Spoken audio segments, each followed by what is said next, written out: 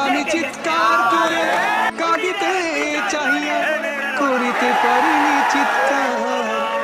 আমি চিৎকার করে কাঁদিতে চাহিয়া করিতে পারিনি চিৎকার। বুকের ব্যথা বুকে চাপায় নিজেকে দিয়েছি ধিক্কার। কতটুকু অশ্রু জড়ালে হৃদয় জলে সিক্ত, কত প্রদীপ শিখা জ্বালালে জীবন আলোয় দীপ্ত। কত ব্যথা বুকে চাপালে তাকে বলি আমি ধৈর্য।